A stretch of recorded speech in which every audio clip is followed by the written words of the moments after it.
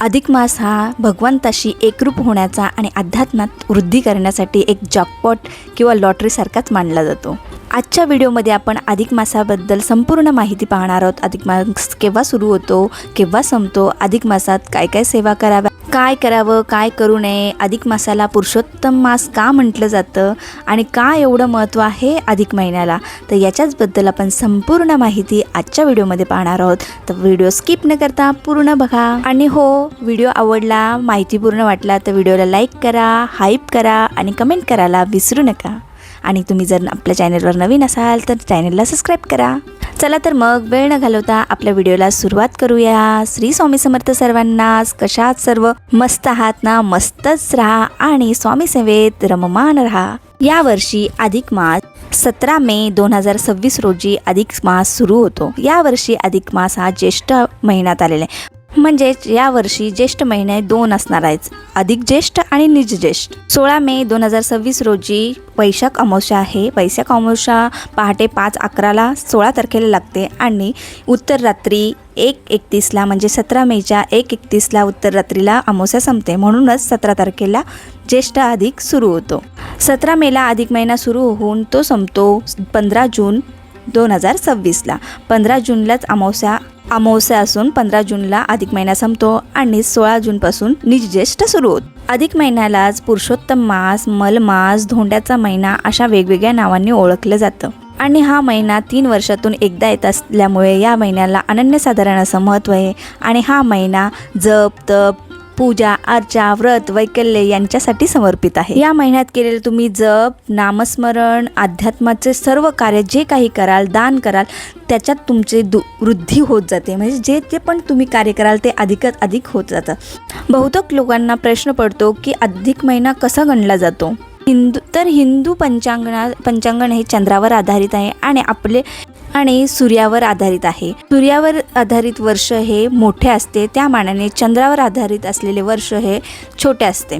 एक चंद्रवर्ष 354 दिवसाचा असतो आणि एक सूर्यवर्ष 365 दिवसांचा असतो। यामध्ये 11 दिवसांचा फरक पडतो। म्हणजेच दरवर्षी चंद्रवर्ष आणि सूर्यवर्ष यांच्यात 11 दिवसांचा फरक पडला जातो। हे 11 दिवस 3 वर्षांनी या 11 दिवसांचा एक महिना तयार होतो। मग हा महिनाच अधिक महिना म्हणून ओळखला जातो। तर पुन्हा असा प्रश्न पडतो की मागच्या वर्षी तर श्रावण अधिक आलेला, मग ज्येष्ठ यावर्षी ज्येष्ठ कसा अधिक आला? तर ज्या वर्षी अधिक महिना येतो तर तो विशिष्टच महिन्यात कसा काय येतो, त्याच्या संदर्भात असं आहे की ज्या चंद्र महिन्यात सूर्य एका राशीतून दुसऱ्या राशीत प्रवेश करत नाही तो महिना अधिक महिना ठरला जातो। 2026 रोजी ज्येष्ठ महिन्यात सूर्य हा एका राशीतून दुसऱ्या राशीत प्रवेश करणार नाही, म्हणूनच ज्येष्ठ हा महिना हा अधिक महिना मानला गेला आहे। ही झाली अधिक महिन्याच्या निर्मितीबाबतची माहिती। तर अधिक महिन्याला खगोलशास्त्रीय जेवढं महत्त्व आहे तेवढंच महत्त्व धार्मिक आध्यात्मिकरित्या आहे। अधिक महिना हा भगवान श्रीकृष्णांना आणि विष्णूंना समर्पित आहे। भगवान श्रीकृष्ण या महिन्याचे अधिपती आहेत। पूर्वी या महिन्याला मलमास असंच म्हटलं जायचं। या महिन्याला कोणताच स्वामी नव्हता, त्यावेळेस भगवान श्रीकृष्णांनी या महिन्याला आपला अधिपती बनवून त्या महिन्याला आपलं स्वामित्व प्रदान केलं। म्हणूनच या महिन्याला त्यांनी स्वतःचं नाव दिलं पुरुषोत्तम मास। म्हणूनच या महिन्याला पुरुषोत्तम मास असं म्हटलं। याच्या संदर्भात छोटीशी कथा आहे, ती आपल्या अधिक महिन्याच्या महात्म्यामध्ये आहे, तुम्ही नक्की वाचा। या महिन्यामध्ये जप, तप, पूजा, दान, व्रत यांना खूप महत्त्व दिलेले आहे। आणि जेवढं आपण हे जास्तीत जास्त नामस्मरण करू, अध्यात्म करू, तेवढेच आपल्या अध्यात्म आणि नामस्मरणाची वृद्धी दिवसेंदिवस होत जाते। या महिन्यात तुम्ही विष्णूसह लक्ष्मी मातेची पूजा करू शकता, राधासहित कृष्णाची पूजा करू शकता, जप करू शकता, अखंड नामस्मरण करू शकता, रामायण, भगवद्गीता, म्हणजे तुम्ही अनेक असे आपले आध्यात्मिक धार्मिक ग्रंथ आहेत त्यांचे वाचन करून यांचे पारायण करू शकता। गंगा स्नान, तीर्थस्थान, दान, म्हणजे जेवढं तुम्ही अध्यात्माचं कराल तेवढं कमी आहे। परंतु या महिन्यात दीपदानाला, अन्नदानाला, वस्त्रदानाला, तीर्थक्षेत्र जाऊन स्नान करण्यास अनन्यसाधारण असं महत्त्व आहे। याच एका व्हिडिओमध्ये सगळ्या कोणत्या सेवा करायच्या आहे हे सांगू शकत नाही, त्याच्याबद्दल माहिती आपल्या पुढच्या व्हिडिओमध्ये येईलच, ते तुम्ही नक्की बघा। आणि सगळ्या सेवा आत्ताच सांगत बसलो तर व्हिडिओ खूप मोठा होईल, त्याच्यासाठी एक सेपरेट व्हिडिओ केला जाईल। तर हे झालं आध्यात्मिक महत्त्व। आणि या महिन्यात आपण काय करावे याच्या संदर्भात, तर काय करू नये अधिक महिन्यात जसे काय करावे त्याचबरोबर काय करू नये. तर अधिक महिन्यामध्ये शुभ कार्य कोणतीही करण्यास टाळावी, कारण की हा मळमास आहे, हा 3-3 वर्षांनी येत असतो. म्हणून या महिन्यामध्ये शुभ कार्य शक्यतो टाळावे. विवाह, मुंडन, गृहप्रवेश, नवीन व्यवसाय सुरू करणे, नवीन घर वगैरे घेणे, ह्या सर्व गोष्टी तुम्ही टाळाव्या. कारण अधिक महिना हा फक्त भगवंताच्या सेवेसाठी तयार झालेला महिना आहे. म्हणून या काळात तुम्ही नामस्मरणाला आणि अध्यात्म जेवढं कराल, दान, पुण्य, पारायण, त्याला महत्त्व आहे. म्हणून या महिन्यात तुम्ही शक्य होईल तेवढ्या आध्यात्मिक वृद्धी करण्याचा प्रयत्न करा. आणि ज्या ज्या गोष्टी तुम्ही आज दान कराल त्या गोष्टी तुम्हाला दुप्पट नक्की मिळते. हा माझा विश्वास आहे, मी केलेला अनुभव आहे आणि तो आज तुमच्यासोबत शेअर करत. या महिन्यात जेवढं आध्यात्मिक करू त्याचबरोबर आपल्या आईवडिलांचीही सेवा करायला विसरायचं नाही.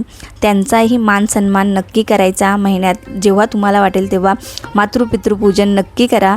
ते कसं करावे मी नेक्स्ट व्हिडिओमध्ये सांगते.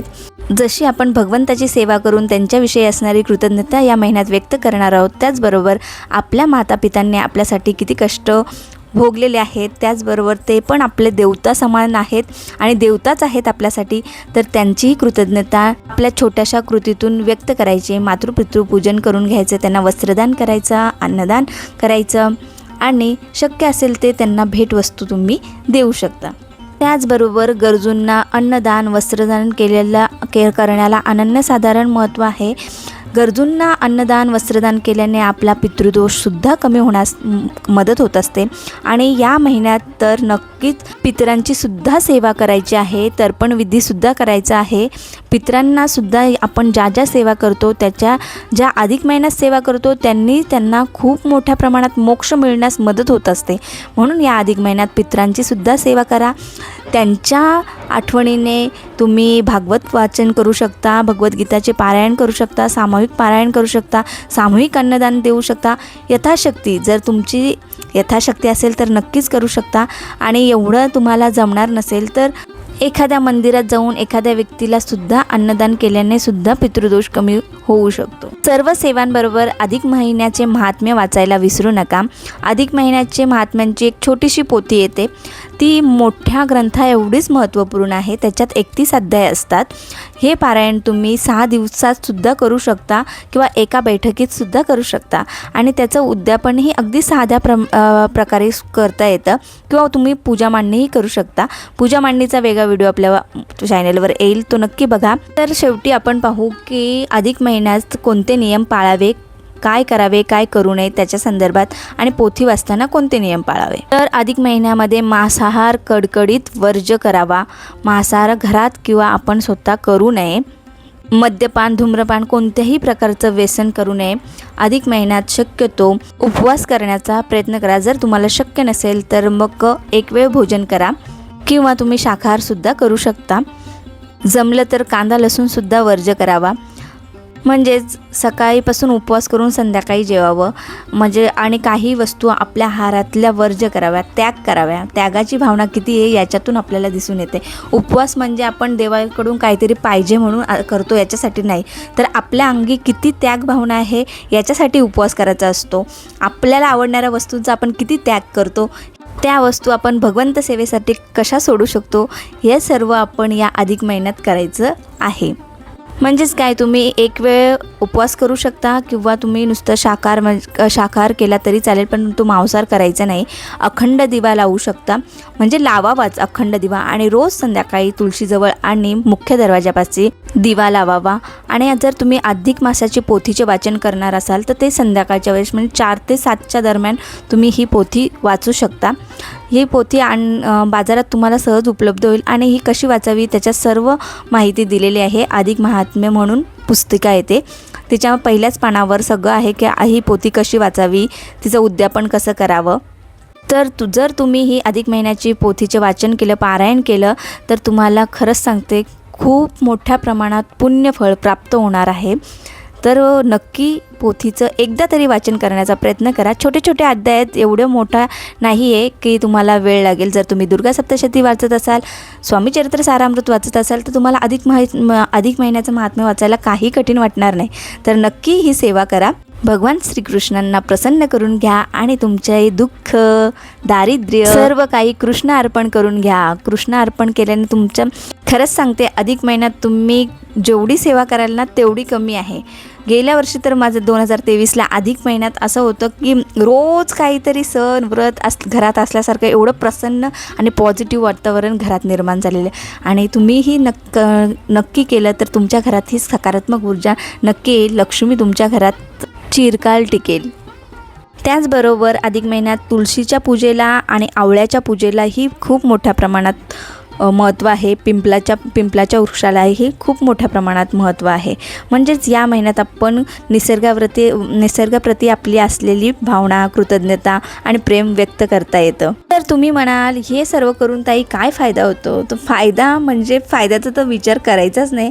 भगवद्गीतेमध्ये आपल्याला कृष्ण भगवानांनी सांगितलं आहे, कर्म करत राहा, फळाची आशा नको करू, योग्य वेळ आल्यावर तुला योग्य फळ नक्कीच मिळेल. तर त्याचप्रमाणे अधिक महिन्यात काय आपण केल्याने काय फायदा होतो याचा विचार करायचाच नाही, परंतु आपल्याला काय मिळेल तर आपल्याला एक मनाची शांती मिळेल. आपण जेव्हा अध्यात्मात असतो तेव्हा आपलं मन खरंच खूप शांत होतं. कोणतेही वाईट विचार आपल्या मनात शिरकाव करत नाही. सकारात्मकता वाटते. विचार करण्याची आपली प्रत्येक गोष्टीकडनं आपण पॉझिटिव्हरित्या पाहत असतो. सकारात्मक वृद्धी आपल्यात होत असते आणि एकदा का सकारात्मक विचार वाढले तर आपली प्रगती होण्यास कोणीही रोखू शकत नाही. त्याचबरोबर पापांचा क्षय होतो. असे मानले जाते की आत्मचिंतनासाठी हा महिना अगदी उत्तम आहे. म्हणून या महिन्यात भगवंताशी एकरूप होण्याचा नक्की प्रयत्न करा. भगवंताशी एकरूप झाल्याने मन हे खरंच शांत होतं. बघा, सगळे सांगतील हे करा ते करा, म्हणजे काय काय गोष्टी करायच्या सगळ्यांना प्रश्न पडतो. पण जर जास्त गोंधळून जाऊ नका आणि जर वेळ नसेल, वेळेअभावी फक्त नामस्मरण, हात जोडून नामस्मरण केलं, भगवंताची आठवण काढली तेवढं पुरेसं आहे. भगवंत हा भक्तीचा भुकेला आहे. भगवंताची म्हणून कोणत्याही गोष्टीची भीती न बाळगता फक्त भक्ती करा. माझ्याकडून जेवढे होईल तेवढी मी माहिती देण्याचा प्रयत्न केला आहे. चुकून माझ्याकडून काही राहिलं असेल तर कमेंट बॉक्समधून नक्की कळवा. आणि अजून कोणत्या विषयावर तुम्हाला व्हिडिओ केलेला आवडेल तेही मला कमेंट करा. मी त्या विषयावर व्हिडिओ करण्याचा प्रयत्न करेल. चला तर मग या पॉझिटिव्ह नोटवर आजचा व्हिडिओ इथेच संपवते. व्हिडिओ जर आवडला असेल, माहितीपूर्ण वाटला असेल तर व्हिडिओला लाईक करा, हाईप करा आणि नवीन असाल तर चॅनलला सबस्क्राईब करायला मात्र विसरू नका. राधे कृष्ण.